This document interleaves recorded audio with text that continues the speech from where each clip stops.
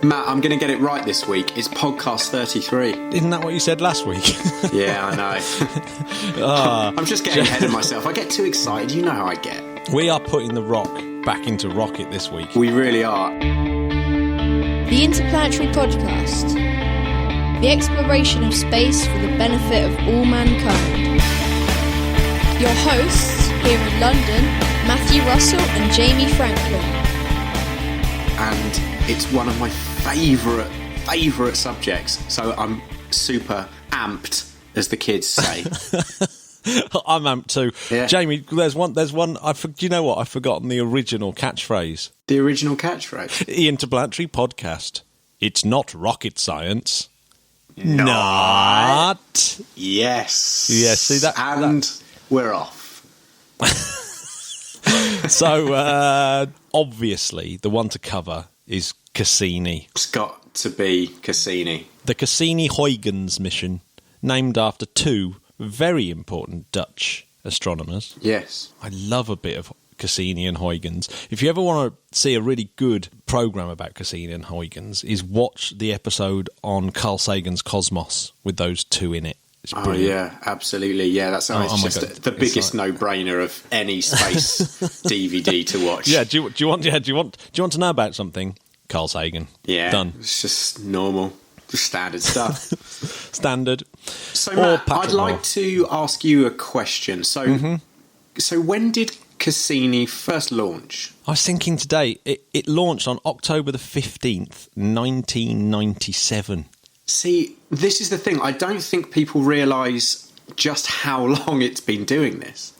Oh no, well, this is what I was thinking. This is what I was actually thinking on the train back home. I was thinking, just like when we talked to Gerhardt of the Rosetta mission. Yeah, and it was like, presumably, this whole mission was probably at the point it took off in 97.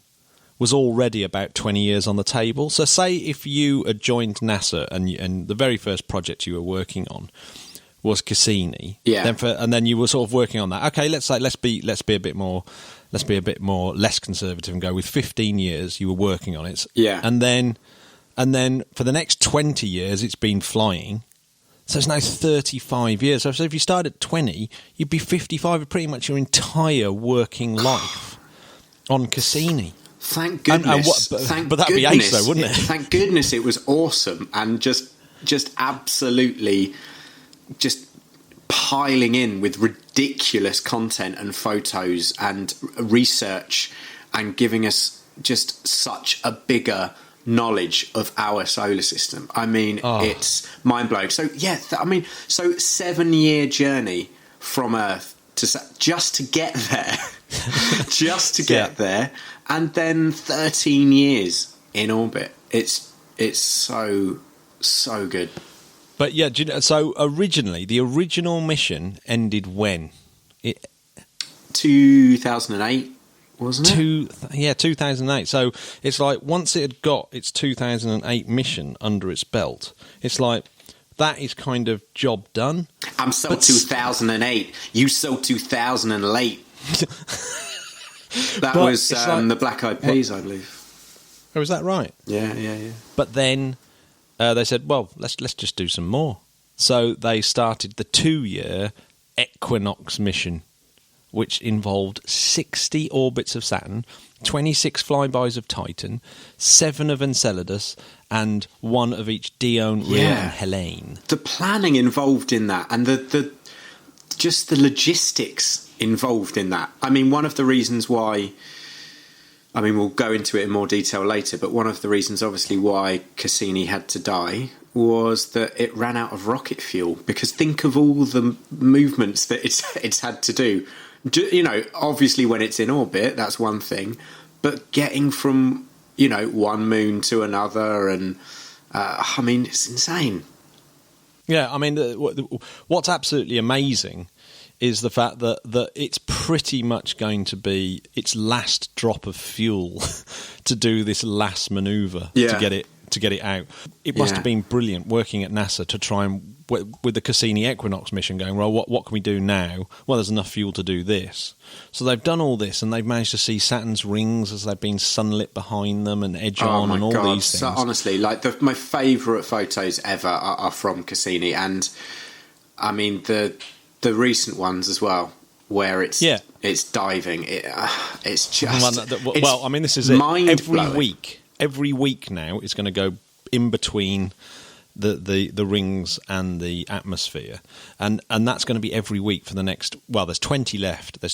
And then it's going to burn up on the 15th of September, which I think is a real pity because if it did one more month, it'd be exactly 20 years since it took off. Yeah, it is. It's going to be an emotional day, I think. But what an innings, as they say. I mean, anyone who wonders why NASA spends so much money on projects like this, just go to the website and check out not just the photos, but look at the research, look at the work that it's done, look at the stuff that we now know that we didn't. It'd be really interesting to see how many research papers and how many are to come from Cassini there will be. So absolutely. The Equinox mission wasn't the only mission that it had then, because that only brings us up to 2010. We've still got the Cassini Solstice mission, which is just finished, which was 7 years long. I mean, imagine this. It's like so this has added another 9 years on to that original mission. So it's like, what? And how many orbits was that? So it's on 155 orbits of Saturn, 54 flybys of Titan, 11 flybys of Enceladus. See, what's funny is when you say 155 orbits, people are probably like, oh, they probably do that pretty quick. But if you think about the size, it's pretty big. Well, I mean, and its speed relative to Saturn has been averaging a kind of 34,000 kilometres an hour. Yeah, it's pretty quick. Or 21,000 miles an hour. I mean, it's pretty quick insane, as they go. How fast is your Volvo? I think I managed to get it up to about 96. Right. But no, I didn't. No, I've only ever gone 70. It starts to rattle. It starts to rattle. Yeah, so if there are any police listening, then that was a joke. Yeah. Yeah, Volvo get 96. To 100. Lol. Yeah, that is very, very fast. So 155 was 54 flybys of Titan and 11 flybys of Enceladus. So wow, okay. So let's talk a little bit about Cassini, put a bit of Give me some kind of perspective. So as we spoke about on a few podcasts ago, when we spoke about Saturn's rings, we did go into a little bit about Cassini-Huygens mission. But it's and we sort of mentioned that this thing is the size of a sort of American school bus, a 30-seater American school bus, the same sort of weight and size, 2 stories high, and it's equipped to do 27 types of science investigations. I think that's when the Huygens probe was on board. So it's got 12 instruments, and you can kind of consider Cassini to be a bit like a human being in the fact that it can smell, it can touch, it can see, it can do all those kind of things. So that's what it's been kind of doing is our eyes and ears and taste and everything out orbiting Saturn. I think genuinely that's what makes these things quite sad to me when they die, because they're doing stuff that humans do, you know, but they're just doing it a little bit further away in a mind-bending solar system. And we shouldn't forget the Huygens probe, because the Huygens probe, this whole effort has actually been quite international as well. So the Huygens probe, I believe, was quite a European effort. So the whole, quite a few nations came together to build what was essentially one of NASA's flagship missions. Absolutely. I mean, anyone who sort of moans at NASA and you think, God, how could you think? I mean, this is such a massive success story of how exciting. It's just brilliant. I think the people who moan I think that they just don't know enough about it. But I think they think it's just taking photos. Simply not the case. No, I mean we'll get onto some of the science kind of breakthroughs it's had. I mean it communicates back to Earth via one great big high gain antenna, and it's got two low gain antennas on board as well. Yeah. And I think that the low gain antennas only are used in the event of a sort of catastrophic failure with the electrics, because the high gain antenna obviously takes a lot of power. Yes. And the power is supplied by three radioisotope thermoelectric generators, or RTGs as they're called. And it's got three of those, which would mark it as not being a European mission, because, as we know, Europe decided that they were never going to stick that kind of radioactive material up into space. Yeah. And so all European missions are solar powered rather than nuclear powered. Yes. So that's the kind of difference. So it's got three little RTGs on board, and that's why it's got quite a lot of, i.e. it's a really powerful spacecraft. So there's some pretty ace stats. So relative to Saturn, it's going to be going about 78,000 miles an hour on these little dive throughs. Nice. Respect to Earth, the maximum speed reached by Cassini was 42,000 miles an hour in 1999, as it flew past on one of its sort of swing bys to get enough speed to go out. Then it flew by Venus on a second flyby and was going 30,000 miles an hour. To put it into perspective, how fast does a plane go, roughly? Ooh, that's a good point. I might have a look at that. Well, no plane other than Concorde flies over the speed of sound, which is about 600 and something miles an hour. Yeah. So they all fly under 600 miles an hour. So it's quite. It's not even a rounding error. It's like it's 2 orders of magnitude faster. So I've just googled how fast is a fighter jet in mph, and have a guess, Matthew. Well, they'll do a Mach 2 or some Mach 3 or something like that. So It's Mach 2.335. About 1,000 miles an hour. And that's between 1,550 miles an hour or 2,500 kilometres per hour. So think about that. The fastest fighter jet we've got on Earth goes 1,550 miles an hour. Yeah, so an order of magnitude less than that. Than. But then saying that, what is this speed in space? It starts to take on a different meaning, really. Exactly. So why are they going to burn this little fella up? Is the question. And, as we mentioned, it's fuel, isn't it? It's that they can't do more. Exactly. Well, they can't do more, but one of the things that they're really, really worried about, and particularly considering one of Cassini's most amazing revelations has been that Enceladus and Europa have these. Enceladus seems to be just like incredible. It has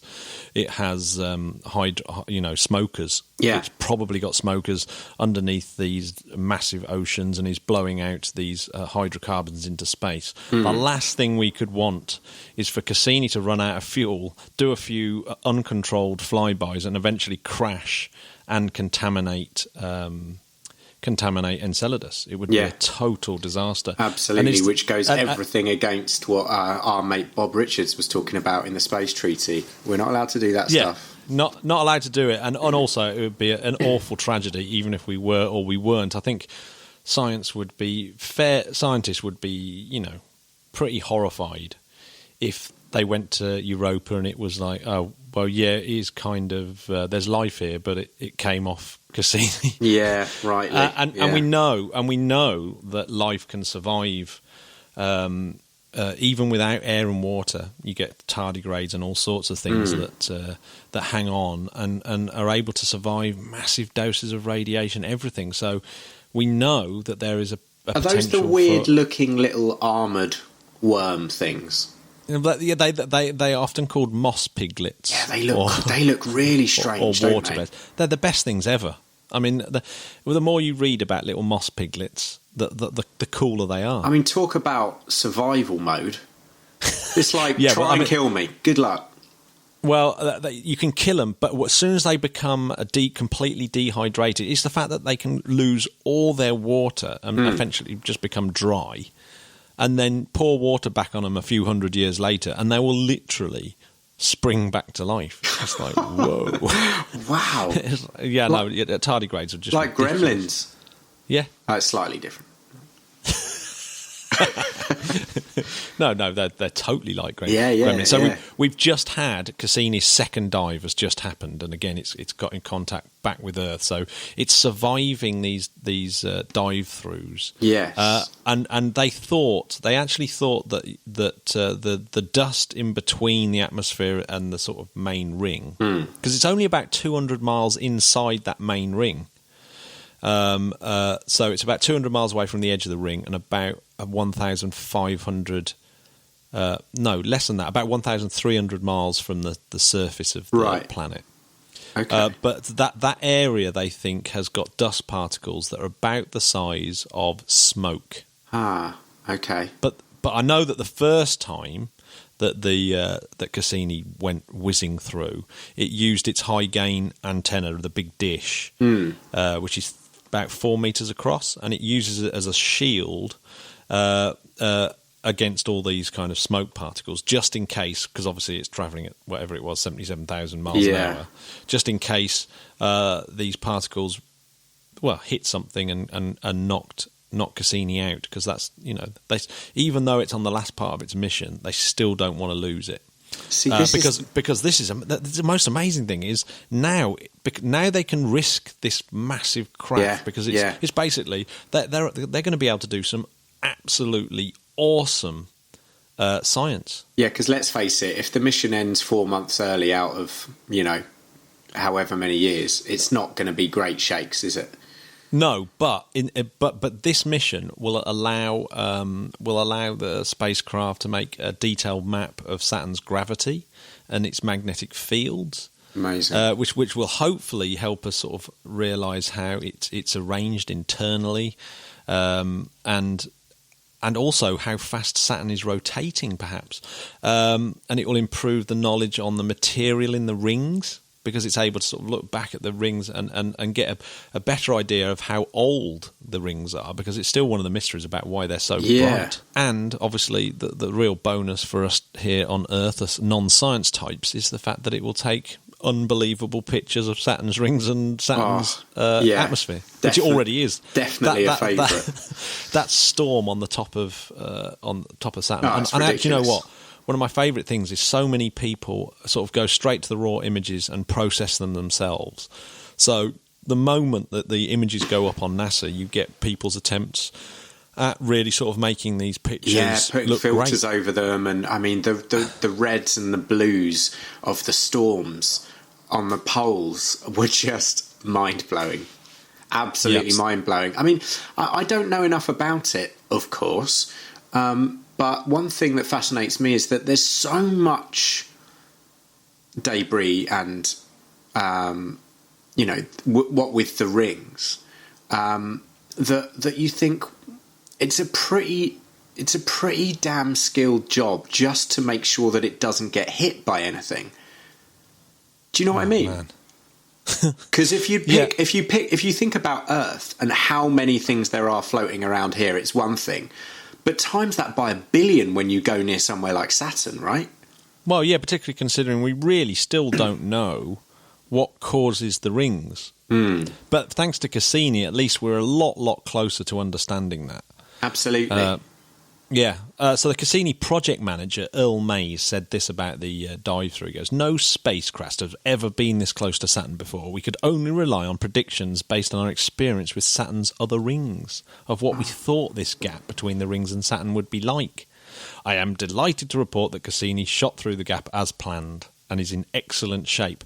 So it was still a gamble. It was still a gamble, though. You still don't know what the material was between the atmosphere and the outer ring. It might have been lucky. You never know. It might actually hit something on one of these dive-throughs. But that have you seen the video of its first dive-through? I have seen the video, and I love that they've done a nice, let's put it into layman's terms perspective for you. Oh yeah, where they put the little red dot of where the picture is at any one point. It's incredible. But there's an ace bit where it starts off at that storm at the top, but then you get a little glimpse of another storm, sort of like about halfway down. Yeah. You just get all these strange little structures, and you go, I can't wait for that data to be analysed and the actual sort of pictures pieced together and shown like they have done these beautiful pictures that come out. It's so active.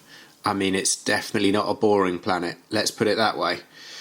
Linda Spilker, who's one of Cassini's project scientists, seeing as I'm going to look up Linda Spilker and the other people and see just how long they've been working on Cassini. Yeah. I mean, imagine if you worked on Cassini right from early doors, and then you sort of got offered a job promotion to work on, some other spacecraft like Maven or something. Yeah. I mean, it'd be just so hard to leave, wouldn't it? It'd be so hard to leave a project invested like by that point.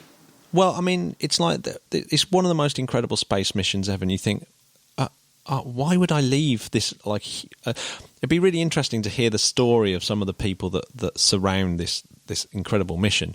But Linda Spilker said, we're looking at a string of remarkable discoveries about Saturn's magnificent rings, its amazing moons, its dynamic magnetosphere, Titan's surface. I mean, we could get onto Titan's surface in a minute, and its atmosphere. Some of the mission highlights so far include discovering that Titan had Earth-like processes and the small moon Enceladus has a hot spot at its southern pole, plus jets on the surface that spew out ice crystals and liquid beneath its surface. So I thought it'd be good to just have a quick look at the sort of top 10 Cassini discoveries. I love a top 10. Top 10. So I think, in at number 10. Okay, let's do it. You take number 10. So NASA, Cassini spacecraft and ESA's Huygens probe expanded our understanding of the kinds of worlds where life might exist. And did it ever? So it discovered Saturn's moons and Enceladus and Titan. Cassini and Huygens made exploring ocean worlds a major focus of planetary science. Before this, even with the Voyager missions, this whole idea of having planets outside of the habitable zone with liquid water was, it wasn't even considered. And now that Cassini has opened our eyes onto this incredible possibility that lots of planets in the outer solar system have got liquid water on them. And not just a bit of liquid water, absolutely. Well, even more than it's like more. It's like a joke when we think that we're the planet, the water planet. It's like you were saying the other day. It's like there are moons orbiting other planets in our solar system that have way more water than we do. Yeah, well, it's like Bob Richards said as well. Water is the fuel of outer space. It's like he was saying that the moon could potentially be a gas station for going into Mars is a gas station. Even Pluto is a gas station, and you just think, wow, this is just incredible. I mean, Cassini as well. Some of the really cool things about Cassini, which is in at number 9. I think, is the way is actually the technology, the technical complexity of the way that it's found. It's used its instruments and the way that it's done its manoeuvring. So it's an international collaboration. It told 3 space agencies with 19 countries contributing hardware to the flight system, and it's got 9 miles of cabling with 22,000 connections. Oh, God. It's the first space mission that had solid-state data recorders, so no moving parts. Yeah. And solid-state power switches, things like that. It's the and the planners designing the flyby of the moon Titan to use the moon's gravity to navigate around Saturn. And it's basically that is the key to the kind of orbital mechanics, is that they've used Titan as a kind of virtual gas station where they're using instead of the water, the gravity of Titan to keep speeding Cassini around Saturn and giving Cassini this, being able to use a small amount of fuel to get to Titan and then fling it round in a different type of orbit so that it could do other flybys. So all this kind of brilliant use of orbital mechanics has taught people loads and loads and loads about how to explore the outer solar system, and it means that, you know, when NASA plan things like Europa Clipper, they're going to be able to have all this data about basically the mission planners of Cassini-Huygens are essentially geniuses. They've just done an incredible job. Well, it takes things like this to progress us onto what we're going to do next, and to be able to do it cheaply. They're going to look at this and say, well, what did we do wrong? What did we do right? Where can we save money? That's what these missions are about. Incredible. Yeah. I think in at number 8 would be the discovery that Cassini and Huygens made, the discoveries they made on Titan. Yes. The fact that as Huygens went down into the lower atmosphere, and we get to look for the first time at this alien world. You know, Huygens landed on Titan. It's just that is even if Cassini and Huygens, that's all they did, that would be incredible in itself. Yeah. But Huygens managed to take this kind of bird's eye view of Titan, and what that is just incredible. You see these Earth-like landscapes where instead of water, we've got flowing hydrocarbons, liquid hydrocarbons, methane pouring around, but it makes a Earth-like environment. So you get lakes and seas and sloping shorelines and sheltered bays and water ice rocks rounded into pebbles and little rivers. I mean, it's just... And you see the same sort of shapes and geology that you see on Earth, and you think, that's wow, what's super exciting, because we're always thinking that, you know, nowhere's like where we are at all. But hearing you say stuff like shorelines and sheltered bays, and I mean, that's home from home. And of course, there's still a chance that life might not need water, and actually there might be a kind of Titan-based life form. Who knows? I mean, but it certainly offers that possibility. Absolutely.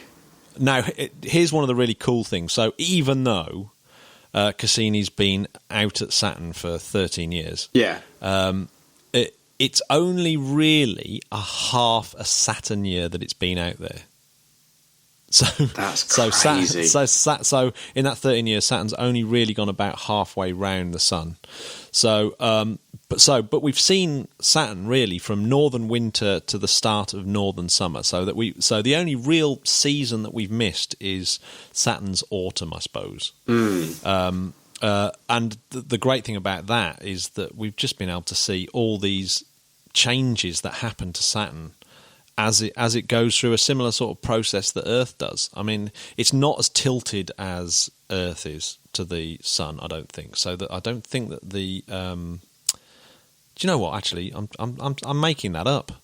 I think I just don't know. I don't think it's as tilted. So I don't think that the weather extremes are as epic as Earth's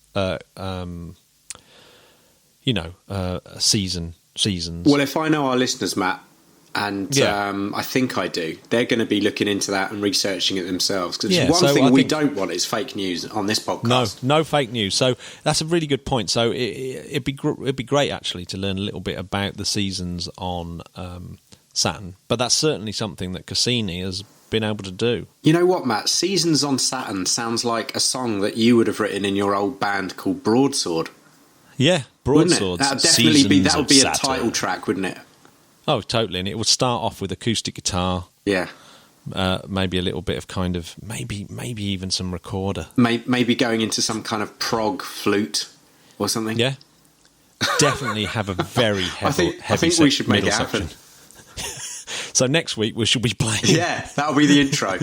Yes. Do you want to chip in with a number 7? Right. So I'll take number 7 then. So Cassini revealed Saturn's moons to be unique worlds with their own stories to tell, of course. So Cassini data enabled scientists to confirm earlier suspicions that Phoebe is likely an object from the outer solar system beyond Neptune. Whoa! Cassini also gave scientists a better understanding of why Hyperion looks like a giant sponge or wasp's nest tumbling through space.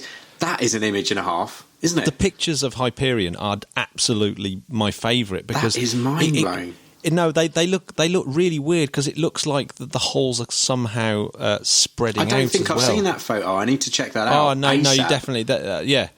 In fact, I'm going to quickly run down the moons that you should check out the photos of. Okay. So we got Titan, Titan, Rhea, Iapetus, Dione, Tethys, Enceladus, Mimas, Hyperion, Phoebe, Janus, Epimetheus, Prometheus, Pandora, Helen, Atlas, Pan.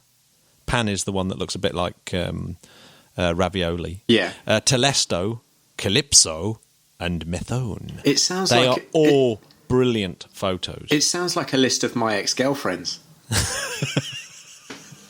It does. At least 3 of those are real. Some of them are real. Oh, not even kidding. No. Anyway, moving on. So yeah, that wasp's nest tumbling through space, amazing. So Cassini found that Enceladus is not only active, but that it's geologically active, and creating Saturn's E-ring and spray painting surfaces of several of the other moons with its highly reflective ice particles. Wispy terrains on Dione. Cassini found that features were in fact a vast network of canyons. Prometheus interacts with Saturn's F-ring to create features like streamers, plumes, and drapes. Wow. Whoa. So yeah, I mean, all the sort of, whenever you look at any of the moons of Saturn, they're all different. They've all got crazy stuff going on. They've all got like this crazy story to tell, just like we did with the old the one that looks like Pan, that looks a bit like ravioli, and the fact that it's sort of in between the rings, and as it skips up and down, it kind of attracts a bit of the dust around its midriff, and so it's got this crazy shape. Yeah, it's a weird. It is a weird but shape. every single one of them, like Mimas, that looks like the Death Star, and they all look crazy. Yeah, but Hyperion, I think, is probably my favourite because it just looks amazing. Yeah, I need to check that out. That's the thing. I think when we talk about moons orbiting planets in our solar system, we just assume that they're going to look a little bit like our moon, and it's simply not the case. Definitely not the case with Saturn. I heard recently that there will be a point where Mars, where Phobos gets so close to Mars that Mars will rip it apart, and Mars will have a ring system for a while. Wow! But then that ring system will recoalesce into a moon again. Oh, it's so insane. So, it's so insane. But the fact, no one really understands why Saturn has this massive, huge ring system still. But I tell you what, Matt, if you're interested about that, I think you should go back and listen to our podcast on Saturn's rings. Oh, absolutely, totally. Because we don't want to big ourselves up, but it was pretty good. No, but it is a really good episode. I really enjoyed that. Yeah, that was one of my favourites. We left no ring unturned. Yes, and of course there was the classic song to help you remember the order of the rings. It's infamous song. No, infamous. So, Matt, I think it's gone viral. What's in at number 6? Well, is the complexity of Saturn's rings and the dramatic processes that operate within them. So Cassini was the first, thing to see quite a lot of these crazy things and to explain some of the things that Voyager saw as well. So when Voyager went whizzing past, it saw these spokes in the rings, and Cassini has helped answer those what those spokes were, in actual to confirm that they actually existed as well, and other sort of vertical structures and shadows and all those kind of things have been kind of seen by Cassini, and a lot of it is answered. And again, obviously this goes back into this whole area of just think how many scientific papers have been generated by Cassini. Absolutely. But one of the really, really cool things is that the wavy patterns inside the rings themselves resemble a kind of miniature Milky Way. Yeah, so in some literally ways, my favourite photo of all time is exactly that. The ripples created at the front and the back, left and right of the rings, when the moon goes past. I mean, it's and that is giving scientists a kind of insight into the way that galaxies form. So not only, in fact, that's one of my favourite things, is that the rings of Saturn can be used as an analogy of how solar systems form, how galaxies form. And so it's told us so many things about, orbital resonances and all those kind of things. It's just profound how much information has come from this one mission. Absolutely. And that brings us on to number 5, which is exactly like you said. Some of Cassini's best discoveries were serendipitous. What Cassini found at Saturn prompted scientists to rethink their whole understanding of the solar system. Towering jets of ice and water pouring out of a moon as tiny as Enceladus were a huge surprise. I mean, they're going to be looking at these things every day, mind-blowing stuff that is changing the view of how our solar system works, and absolutely, and it's a daily thing, isn't it? That. Yeah. No one predicted that there would be geysers of water coming from moons round Saturn. It's like what the heck? And all those things like electrically charged gases and plasmas and oxygen. So Cassini detected oxygen on its approach to Saturn. Yeah, and like you said, I mean, the ocean underneath the ice crust. I mean, it's these things could really help us in the future. Yeah. So and that oxygen came from Enceladus, so like a big, massive water bubble where the oxygen gets liberated from the water by sunlight and Saturn's magnetic field. There's the way that they all interact, and what's genius about the scientists that they've been able to sort of figure all this out with this smaller bits of information that Cassini keeps pumping back. This little science laboratory that's been whizzing around almost for 20 years. Imagine building something that lasts 20 years for a start off. Imagine building something that lasts 20 years in extreme radiation environments and magnetic fields and dust and everything. I think that's what blows my mind, is that what they've done is, doing anything in space is, even if you're trying to orbit Earth, think of the hundreds of things that can go wrong. And this is next level, isn't it? It is next level. So let's see. The number one thing, though, that Cassini has done is bring really outer space, the outer solar system, to the general public. That whole, all those incredible pictures, the fact that it's like the picture it did the other day, that one that we were just literally jaw-dropping, where the Earth is taken between the rings and you can see Earth, and then you zoom in and you can see the moon as well, and you go, what? I know. It's just, it doesn't look real. It doesn't look real. And you go, oh my, and we mentioned Carl Sagan earlier. Talk about pale blue dot. It just makes you think that so much of what we get stressed about and all this fighting and wars, it seems so ridiculous. And I think that was the point. Yeah. We are nothing. We are nothing in the universe. We're nothing in our solar system. And yet we think we're pretty important. It's a joke. But, that is its achievement. For me, what's your favourite Cassini photo so far? I have to say so far. It has to be the waves in the rings, for sure. The waves in the rings is incredible. But for me, I think it might be its sort of selection of moons. I think that all those different pictures of moons where they're all different. Just how cool is Mimas looking like the Death Star? It's Mimas is cool. You couldn't make that up. Yeah. I might call my first son Mimas. Yeah, why not? Just need to find a consenting female. Well, surely one of the consenting females might be Pan, Prometheus. Yeah, if you're out Hyperion. there, Pan, email in at Interplanetary Podcasts. I think wasn't Pan like a sort of sexy goat? Was it Pan? Yeah, I think Pan's like Roman sexy goat. Right. Yeah. Moving on. So Cassini. Everyone, hands up for Cassini. Yeah. Woohoo! So we shall be obviously covering Cassini round about my birthday time, 10th of September, if any listeners want to send in presents. Absolutely. And that'll be probably our show before poor old Cassini burns up in the atmosphere of Saturn. We will light a candle in its honour. Wow. And please go to I think we need to stick up some links of the pictures that we've been talking about in this show for people, including me, to go and check out some of the things that Matt's been waxing lyrical about. I have to say that there is only one website that's just NASA again. Their Cassini-Huygens website is absolutely brilliant. It's pretty brilliant from start to finish. Top job. Everything's there. And obviously the fact that all the images are for public consumption, and you can download the raw data and make your own images up, make them your own. It's just brilliant. I love that. Long may it continue.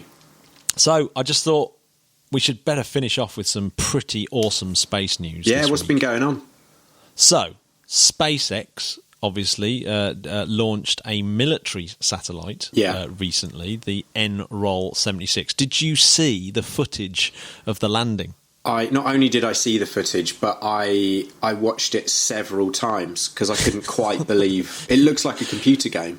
No, I think that's the best footage we've seen so far of landing, definitely. Particularly live, because the weather conditions were just amazing. The fact that they were taking like really, really good shots of it coming down, and it's still like 70 miles up. Yeah, it's just like, what? Yes, it's just it was absolutely incredible. I just thought the footage was just brilliant, particularly the landing burn. How clear and close up that image was just, oh my god, it was absolutely brilliant. What's great is that for SpaceX, that's another huge step forward. Not only have they got this launch cadence going, so that we're getting to see some pretty consistent flights now from SpaceX. But also that was a military contract, the first one, and this is what the military, from the director of the National Reconnaissance Office, said. He says, "Thanks to SpaceX team for the great ride and for terrific teamwork and commitment they demonstrated throughout. They were an integral part of our government industry team for this mission and proved themselves to be a great partner." That must be music to Elon Musk's ears, because that absolutely. He's proper now in United Launch Alliance's territory, and for the American military, they must be so chuffed, because this is much cheaper way of getting into space for them, and that means that they can proper start pumping their new Trump style budget up into space. Oh yeah, absolutely. I don't know whether that's a good thing for mankind, but it's certainly a good thing for SpaceX. Oh, and old Elon, drink. I mean, he's not one for just concentrating on one thing at a time. I mean, have you been seeing the stuff that he's been posting up about his boring company? I mean, some of the future concepts about underground highways in future cities. I mean, it's like he just doesn't stop. Yeah, he's obviously completely bonkers. In the best possible way. In the best possible way. He's out there doing it. And talking of out there doing it, remember the company that we spoke about last week with Bob Richards, which was Rocket Lab. Yes. A very similar company to Rocket Lab called Vector. Mm-hmm. Have done a successful launch the other day of one of their similar rockets to the Vector similar sort of R. class, the Vector R, similar class rocket to the Rocket Lab one that hopefully Moon Express will be going up on. Yeah. And they showed the video. It was quite a good one because they obviously had a drone over the rocket, and so they got that kind of really classic Kerbal Space Program launch view, which you don't often get. I must admit there was a little bit of disappointment that I had with it, in the fact that I don't think it went particularly high, this thing. Right. I think it maybe went about a mile up. But I think in all seriousness, it's probably a very big milestone for the company. They've tested out some serious hardware. Now they've just got to get on with it and start getting it to the point where it can get these really tiny payloads up into space. Yeah, get some serious height. But it's that fact of, we were talking about SpaceX being cheap when it's down to sort of $60 million. But these things, like the launch cost is $1.5 million to $3.5 million. You think, well, that's a different. That is a different league altogether. It really is, absolutely. So what's NASA been up to, Matt? So, unfortunately, yes, the SLS Orion that we were talking about a couple of weeks ago, the Orion mission, don't tell me it's delayed. Officially delayed now to 2019, but they still haven't decided. They still haven't decided whether that's going to be a manned mission or not. Right. There is so much talk amongst people about whether it's a good or a bad idea. I think most people think it's a bad idea to have a crewed first mission.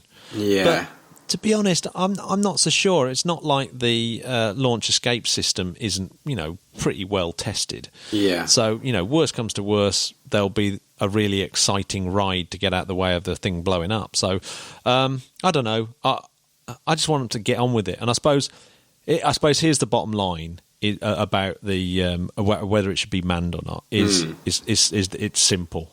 If it speeds up the program, then go for a manned first mission. Yeah. If it doesn't make any difference to the rest of the program, then don't. As in, if it's not going to speed the sort of all the other missions afterwards, EM 2, 3, 4, 5, 6, and 7, if they're all going to still remain on the same timeline, then there doesn't seem to be any point. No, this is the thing. I think once you've got past the safety test, of course, we don't want anyone to be in danger. You wouldn't want to rush that. But once you've done that, it's like, fish or cut bait. Come on. I'll tell you what, Matt. I'll tell you what's exciting that we haven't talked about. Yeah, Lego. Oh my God! I mean, do you know what? So George asked for a Saturn V model for Christmas, yes, and obviously I got the Revel one, but Airfix make one as well. But we've never really made those ones before because actually they're really difficult. Oh my God! If you were to paint it properly, you need some proper skills. Yeah, that's some hours. And they're pretty expensive. But it is ace. Now we've built it. It's pretty ace. However, what we would have been ideal would of course been the Lego Saturn V. And finally, Lego are releasing the Lego Saturn V, and it looks absolutely awesome. Yeah, need to check this out and feel like a kid again. Yeah, no, I might even buy one for myself. I'm looking at it now. It's so lovely. Really it's got great. All the little bits. It's just perfect.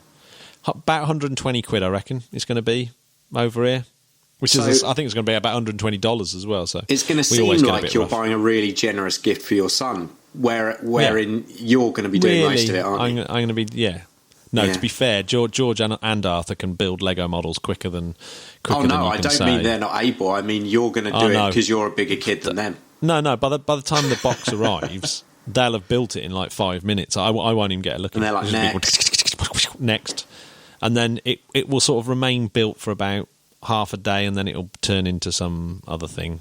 And maybe you could try and launch it. In the middle of the night, I'll be walking up the stairs, and then I'll feel this absolute agony as I tread on one of the pieces. As you tread on a small piece of rocket engine.